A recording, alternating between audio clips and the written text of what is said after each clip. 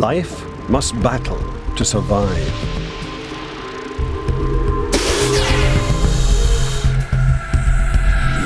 In the 4 billion years since life began on Earth, predators have become better at killing, but their prey have also become better at escaping.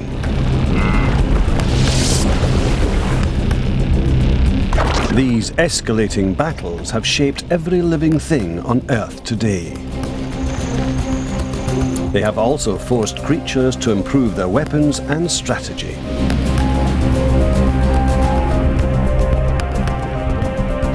The price of failure can be extinction.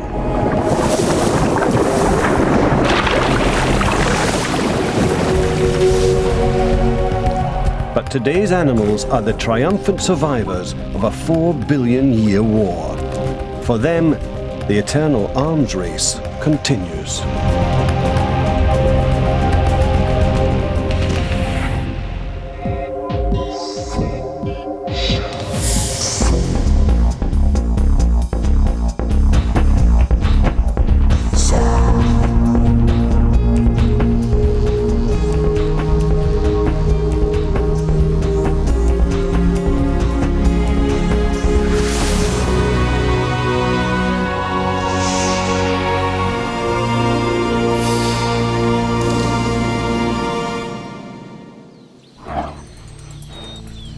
For millions of years, the cheetah has largely preyed upon one animal: the gazelle. Cheetahs are master gazelle killers, but gazelles are superb at escaping cheetahs.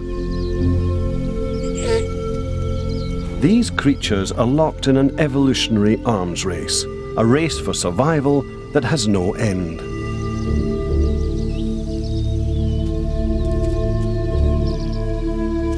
It has made them the 2 fastest animals on the African plains.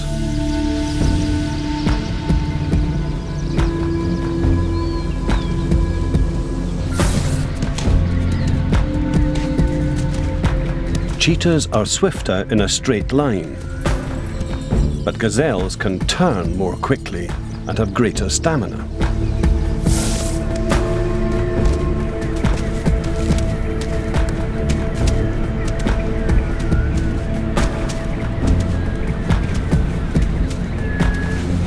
Gazelles frequently escape, and only the fastest cheetahs make regular kills.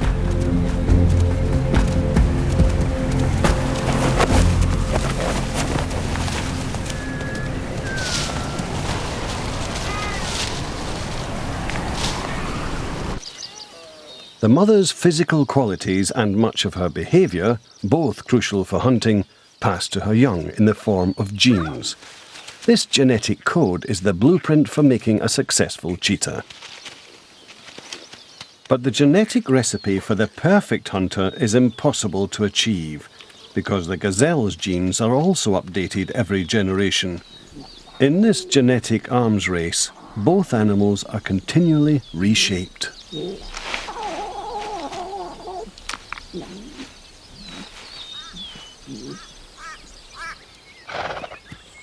The arms race between predator and prey affects the lives of all creatures. There is tension whenever hunters and hunted come together.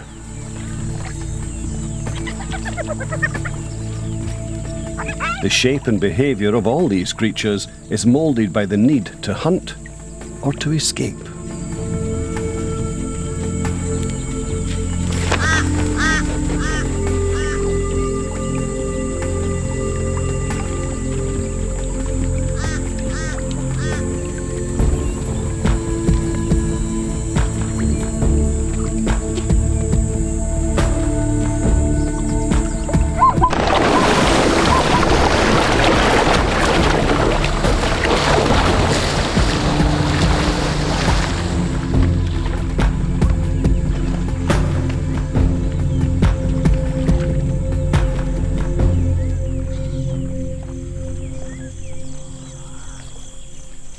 The pressures that shape prey have left the gazelle agile, fast and vigilant, qualities useful against all predators, even the unexpected ones.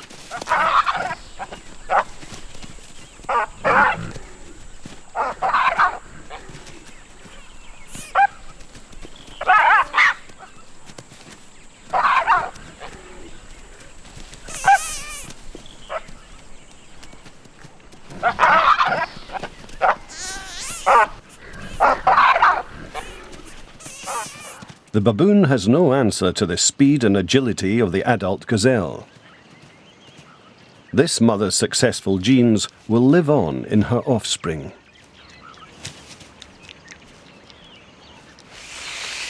Staying alive can be a juggling act. Many prey are under siege from all sides and must balance the risks of attack from many different predators.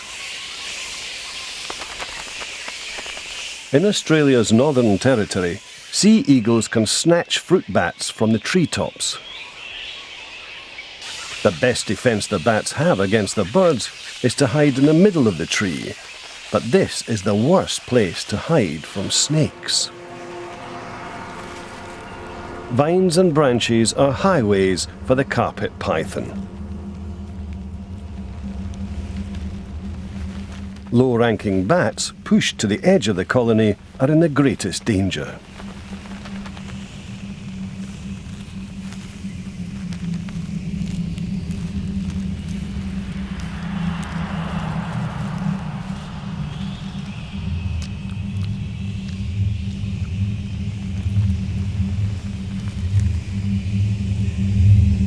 If their excellent sight gives them enough warning, they move to branches where the snakes can't reach them.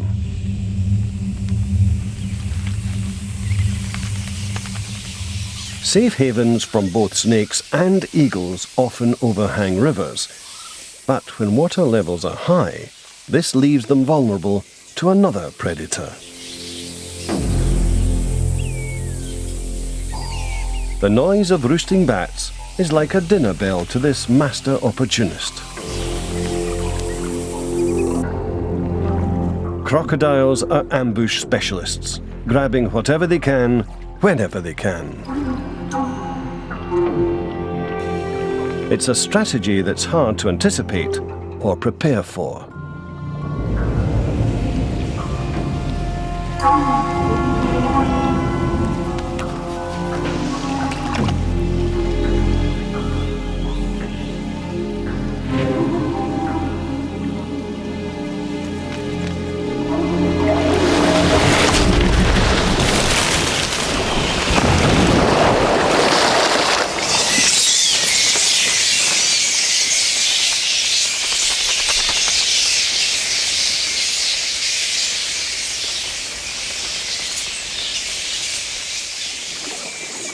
Crocodiles have been shaped by an even more ancient arms race, probably the oldest one of all, the race for size.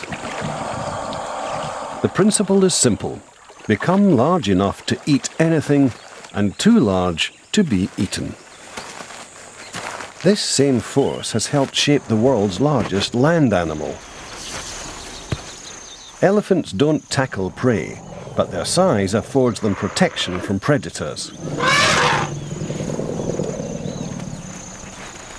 The ancestors of modern elephants were far smaller and regularly fell prey to big cats.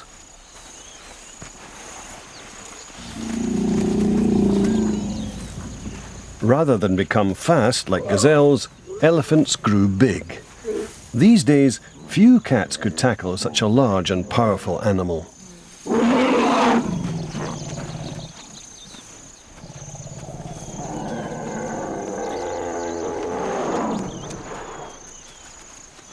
For hunter and hunted alike, being big is a winning formula.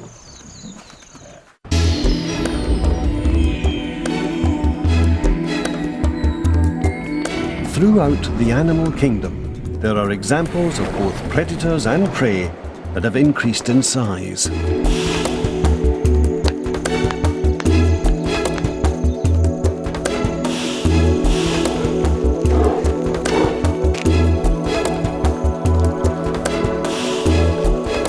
But there's a price to pay for being large. It takes a lot of energy to gain the weight and to carry it around. so a few animals only grow big when it counts. This tadpole doesn't waste energy growing protective bulk while it lives in the safety of a pond. Instead, it puts all its energy into becoming a North American tree frog. Unless predators arrive at its pond. Dragonflies themselves are harmless to tadpoles, but the eggs they lay under the water's surface hatch into something deadly.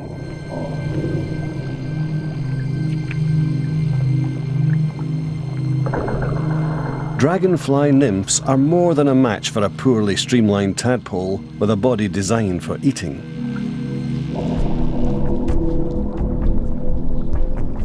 The tadpole's chances of escape are slim.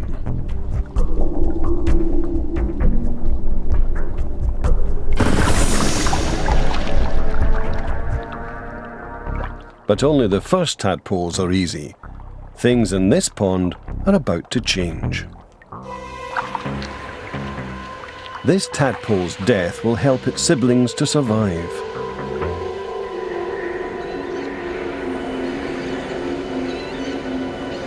Its mangled body oozes fluids that contain special alarm chemicals. These diffuse through the water to its relatives, activating genes that trigger an extraordinary transformation.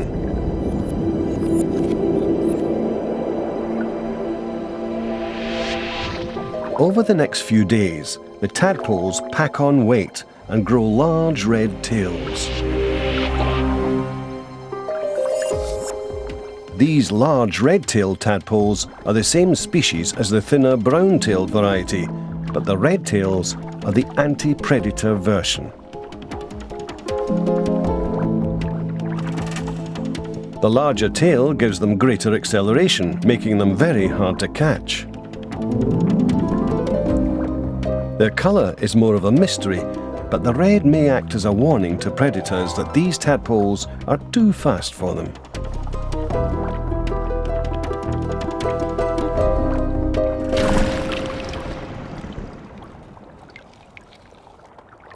Red-tailed tadpoles take longer to become frogs, but it's better to arrive late than never. Sophisticated defences like this have evolved from millions of years of conflict between predators and prey. Such battles have ancient origins. Over 500 million years ago, life only existed in the oceans. Predation was a slow and passive affair.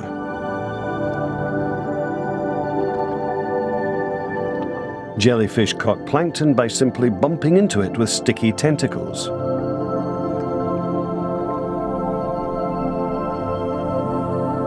On the sea floor, anemones collected food in much the same way.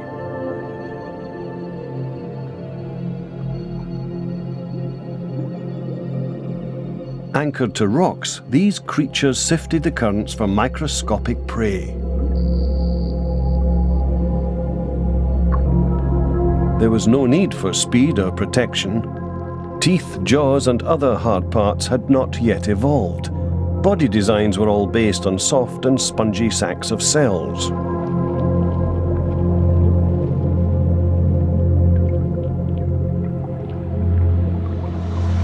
But things changed when a new kind of gene organized the sacs of cells into segmented bodies.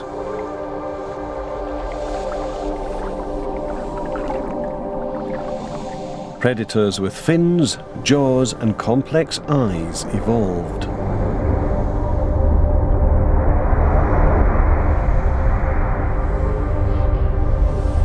These new attributes allowed them to hunt their food.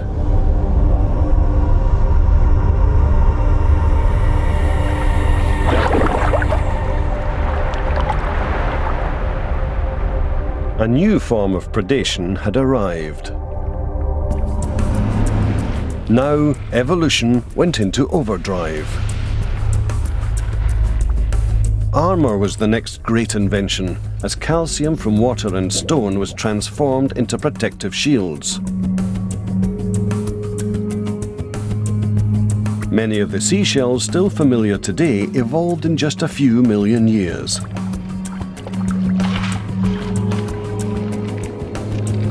Scales, acting like chainmail, were another good defence, but predators fought back with improved jaws.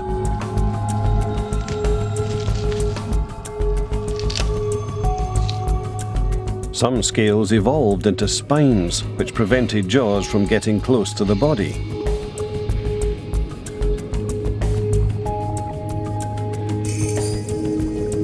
Bizarre animals, like the spine-covered hallucigenia, have been lost to time, but others are still around today. Soon, even predators were using elaborate shields to protect themselves from larger predators. But armour is costly to make and cumbersome to carry. These clunky designs became vulnerable to a new generation of speedy hunters.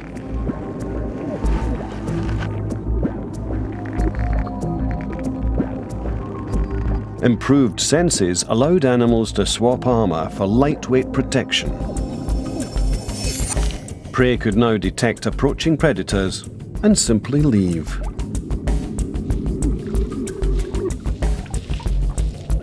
With the arrival of senses, delicate escape artists managed to survive alongside heavily armoured creatures. This ancient era, the Cambrian period, was the cradle of complex animals and the birthplace of many of life's triumphs. Among them were the ammonites. Adjustable buoyancy offset the weight of their armour. They were mobile and well protected. They were also efficient predators and were the dominant creatures for 100 million years. Until the arrival of one particular creature with jaws.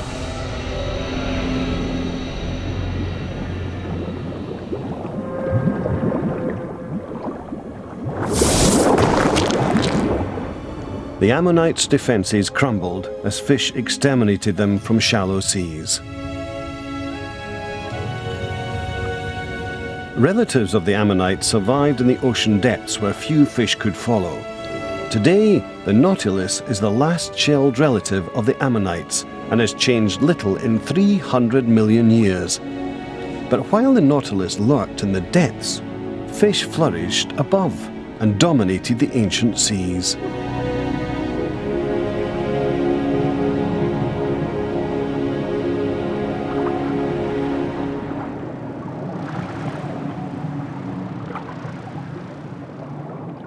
But the fish had a new challenger in the shallow waters.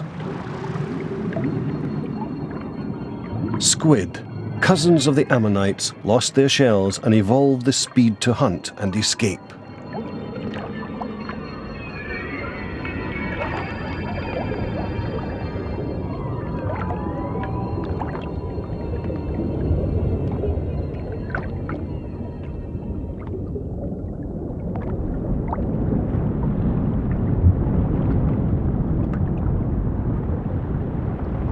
Below on the reef, the octopus, also a modern relative of the ammonites, has a defense against sharp-eyed fish.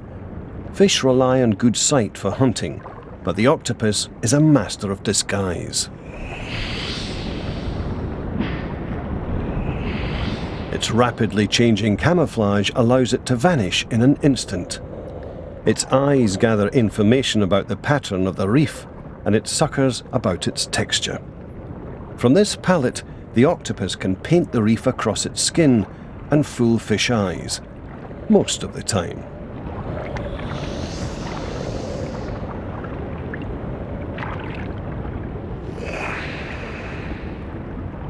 This camouflage can deceive us, and it's probably more deceiving to a fish. This is because octopus camouflage has been finely honed by evolution to exploit shortcomings in fish vision.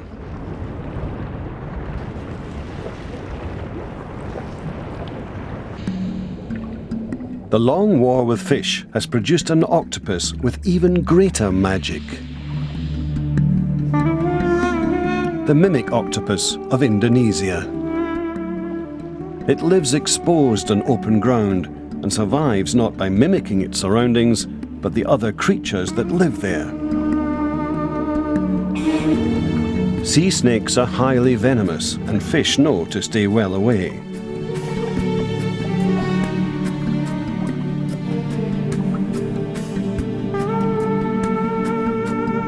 The octopus is a remarkable match, and sea snakes are so dangerous even a suspicious fish won't risk a fatal mistake.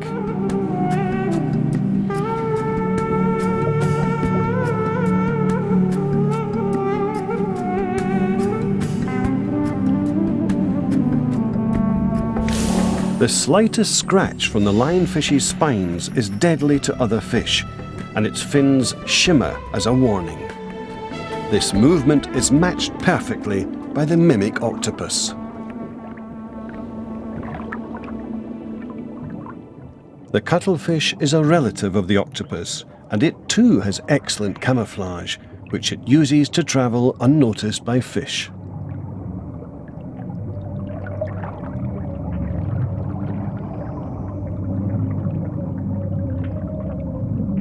Away from the bottom, it even takes on the shape of weeds to break up its outline.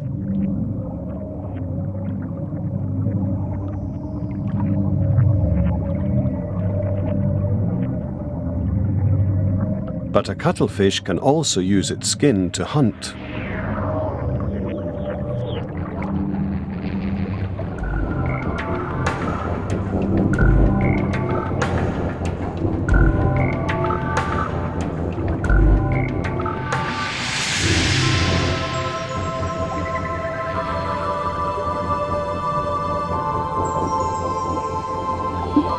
The display seems to mesmerize victims.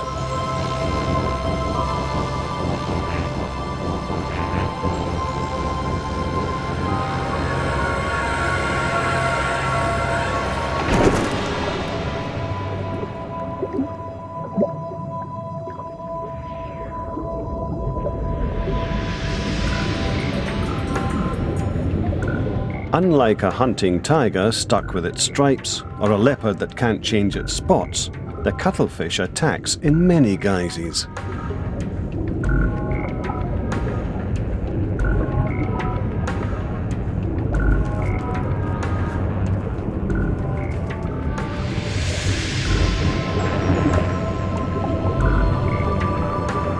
Skin that can switch between moving patterns that confuse and astonishing camouflage to deceive must count among evolution's greatest triumphs.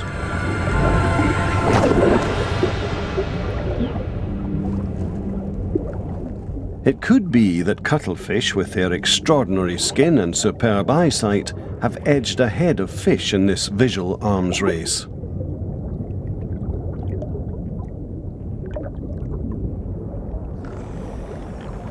The scallop has only light-sensitive cells gathered in blue pits, but even these can save its life.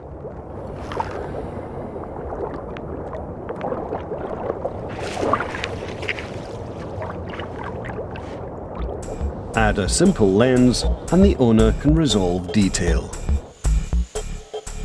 Eyes are such good tools for escaping and hunting that they have evolved many times into a diverse array of seeing machines.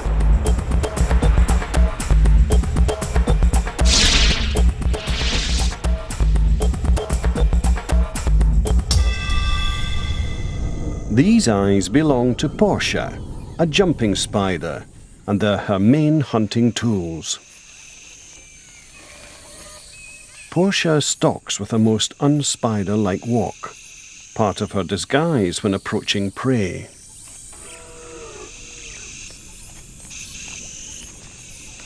She hunts other spiders, identifying them by sight.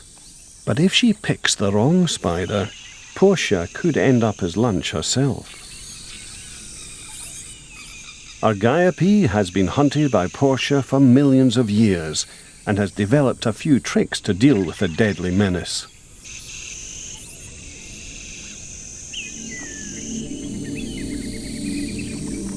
This web is too thin to take the hunter's weight, so Portia tries to lure her victim to the edge by twitching the silk, mimicking a struggling insect.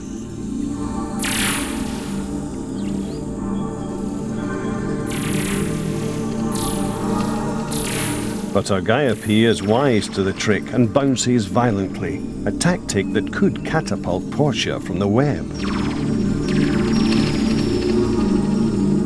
Portia seems defeated.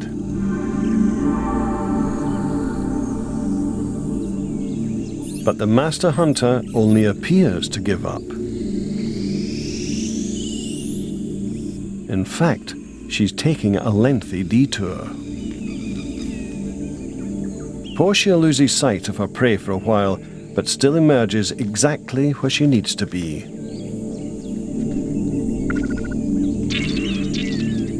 Right above Argiope. The predator takes careful aim, then lowers herself towards the unsuspecting prey.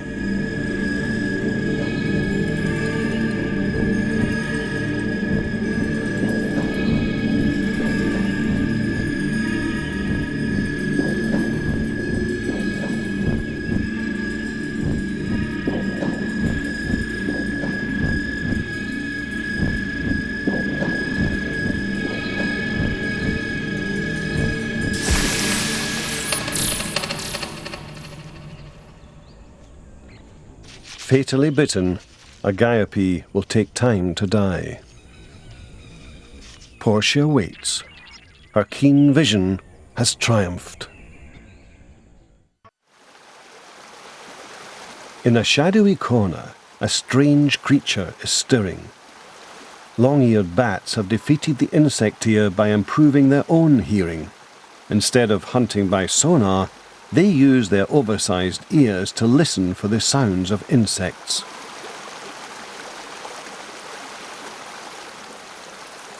Even the tiny beat of moth wings can be filtered out from the sound of rushing water.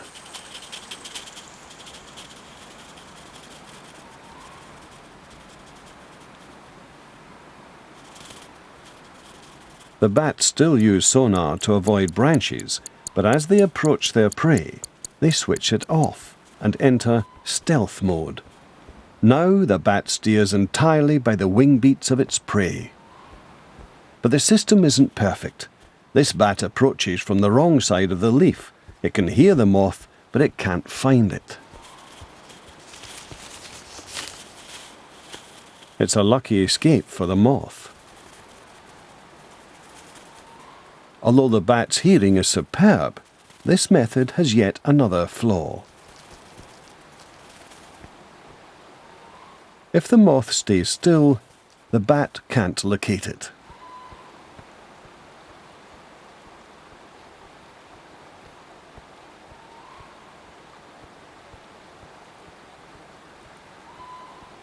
By maintaining silence, the moth is perfectly safe.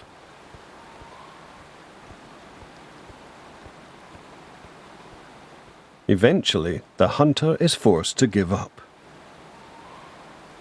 But sooner or later, the moth must move, revealing its presence.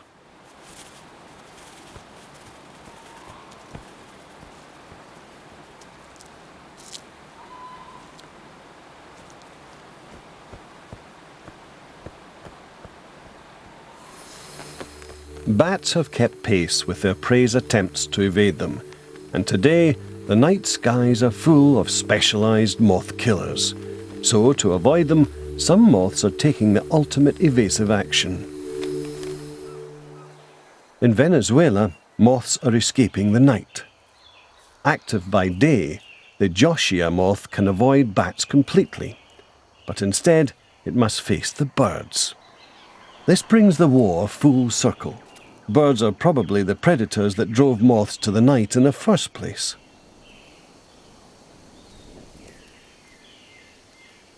But the moths return to the day with a new trick: distasteful chemicals advertised by brilliant colours. The Joshia still has remnants of the ears that once warned it of approaching bats, but they are useless against a sharp eye.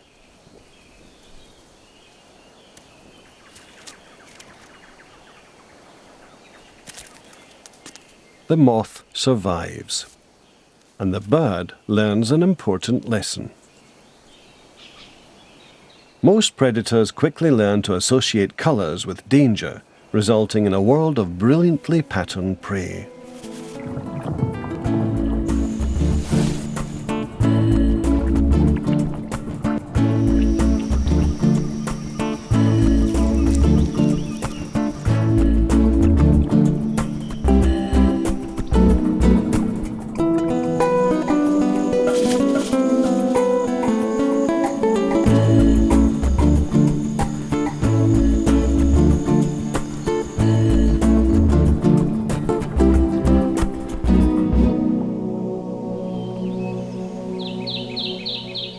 The Tarika newt lives in Oregon in the United States. Its orange pigment is a warning that it's more than just distasteful. Each newt contains enough poison to kill 20,000 mice, or dozens of people. In spring they congregate to mate. A gathering of soft-bodied creatures like this should be a feast for predators. But local animals know the newts are deadly, and those that don't are warned off by its display of orange belly.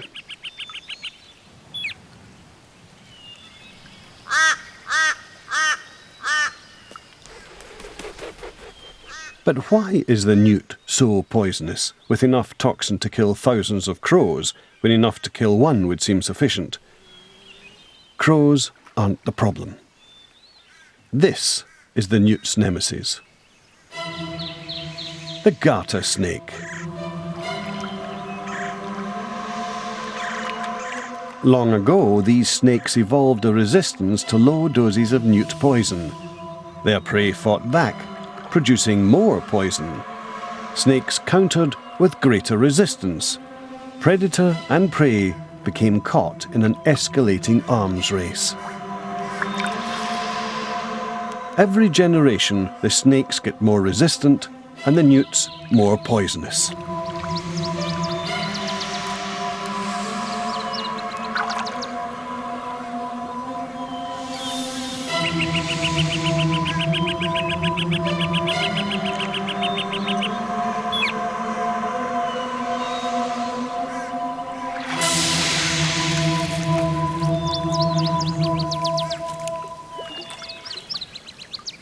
This arms race has now reached extreme levels.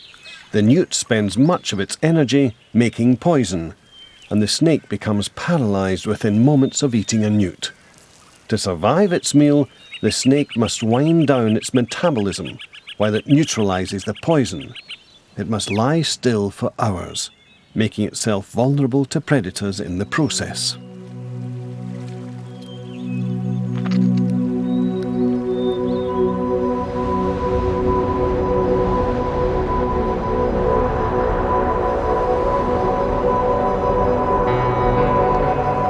But it's not all bad news for the snake. After eating the newt, its tissues are saturated with toxin, making it poisonous itself. The newt-eating garter snake is more brightly coloured than its relatives elsewhere, possibly to advertise this second-hand poison.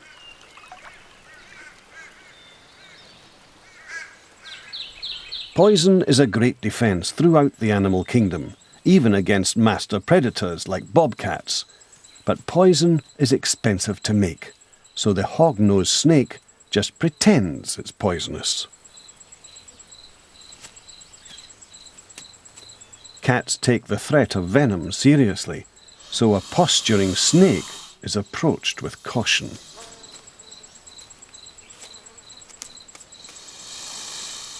There's meat on a snake, but a meal isn't worth dying for. This bobcat isn't fooled for long and launches an attack.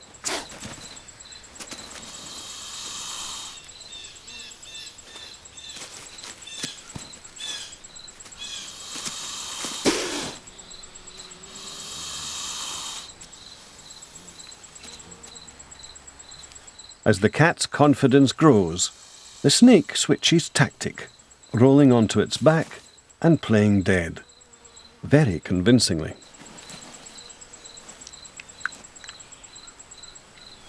The hognose even smells of death as an acrid fluid oozes from its body. Many predators avoid corpses as a precaution against disease.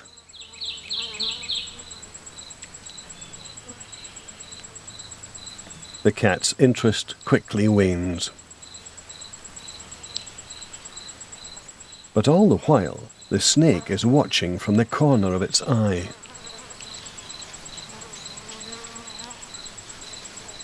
And once the cat has gone, it rises miraculously from the dead.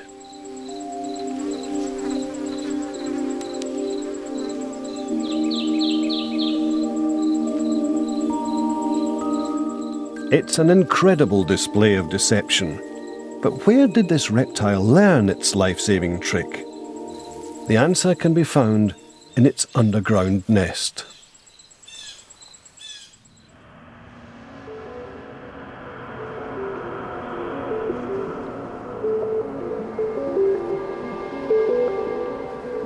As soon as hognose eggs hatch, the young snakes rush to leave the chamber.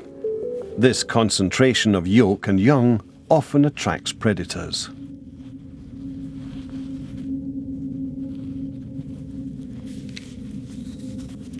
And the last to leave are the most at risk. Newly hatched snakes should be an easy target for a hungry rat.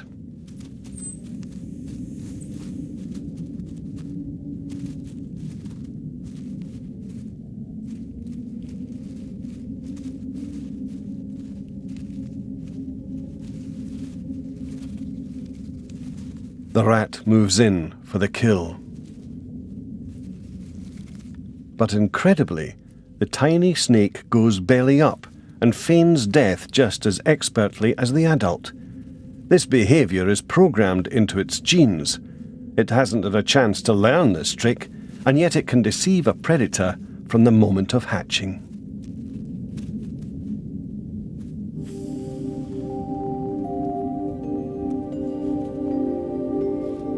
Snakes don't always succeed. As their performances improve, so does the rat's and cat's ability to see through the act. But while this snake's display deters predators, other displays have evolved to attract them.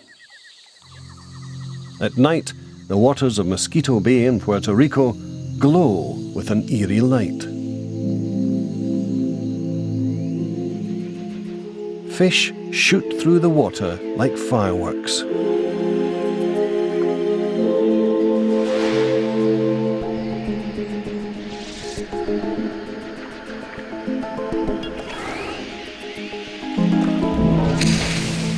Some are long and ribbon-like, while others have the flattened form of rays. Viewed with a special camera, the display is even more dazzling.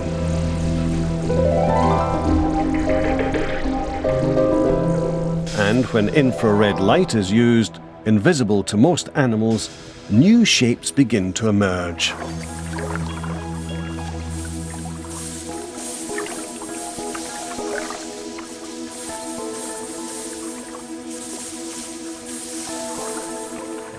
Under the infrared, we can clearly see lobsters with their antennae sparkling. But it's not the large animals that are glowing. It's something in the water. Each spark comes from a single-celled organism called Noctiluca that glows when disturbed.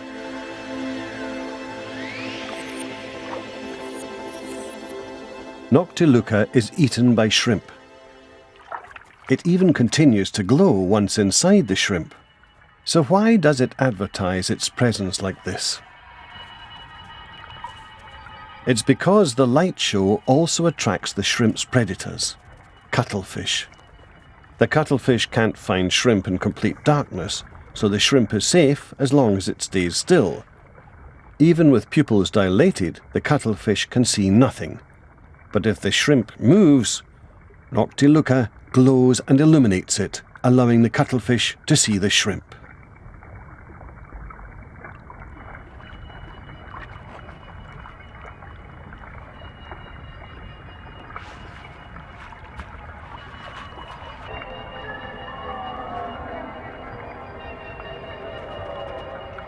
The shrimp can't win. If it stays still, it can't eat Noctiluca. But if it moves, the glittering Noctiluca will attract cuttlefish. For shrimp, hunting Noctiluca is a risky business.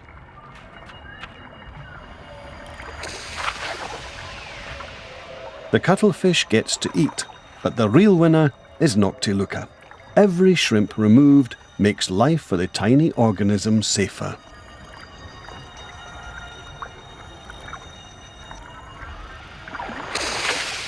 Noctiluca's display of flashing lights saves its life, but it's not a clever strategy. In fact, Noctiluca is completely unaware of the defense system programmed into its genes.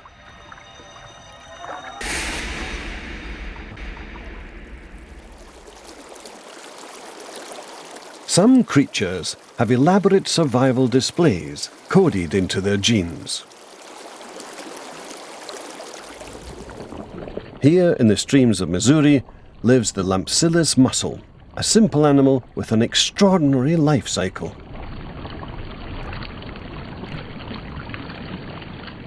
To reach adulthood, the young must spend part of their lives inside a fish, the largemouth bass. To get there, the mussels must make physical contact with the fish. This is a difficult task, as mussels don't swim. But the bass has a weakness. It loves to eat small fish, especially darters.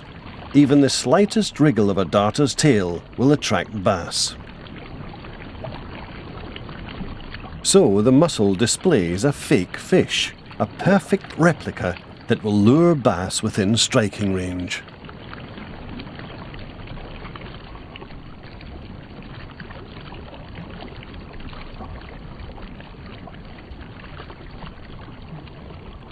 The mussel can somehow sense approaching bass and wriggles its lure to entice them.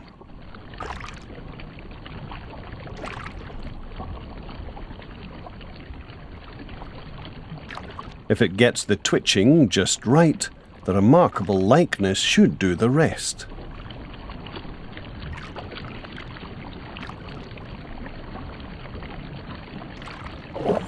On impact, the mussel squirts its young into the bass's mouth.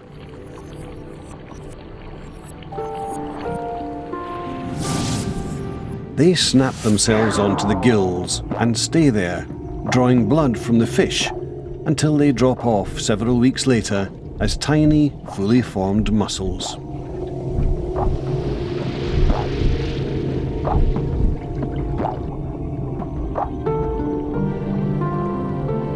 These striped shiners are another favourite prey of the bass, and some mussels mimic them. But the most amazing part is that mussels are blind. They have never seen a shiner, and yet the likeness is incredible. The eyes, fins, and even the stripe are perfect, yet the mussel knows nothing of its own appearance. These lures have evolved because bass more often attack mussels that look like fish, so fishy-looking mussels leave more descendants. After millions of years of blind evolution, this process of selection has turned mussel flesh into a lifelike lure.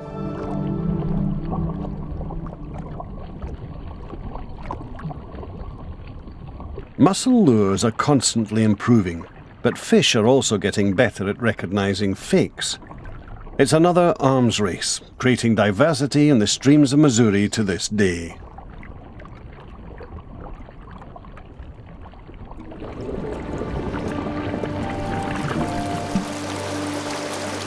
The battle between individuals to pass their genes on to the next generation has been shaping plants and animals since life began.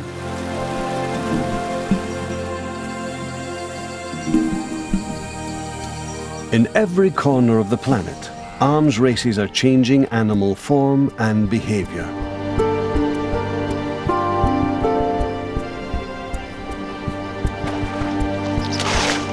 Understanding arms races provides a new dynamic view of life itself. Plants are at war with herbivores. Their defensive spines are countered by the elephant's toughened lips. The acacia grows upwards to escape its attackers, but its push for safety has been countered by the giraffe's long neck. The acacia and giraffe have shaped one another. The shape and behaviour of all creatures are moulded by other living things. Nothing evolves in isolation. Cheetahs created gazelles just as gazelles created cheetahs. And even today, both are constantly changing. Evolution never stands still. The genes of each generation will be tested anew in the never-ending race for survival.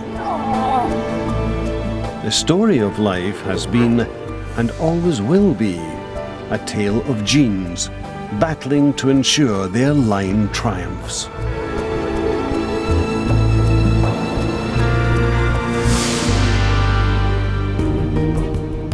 Hallelujah.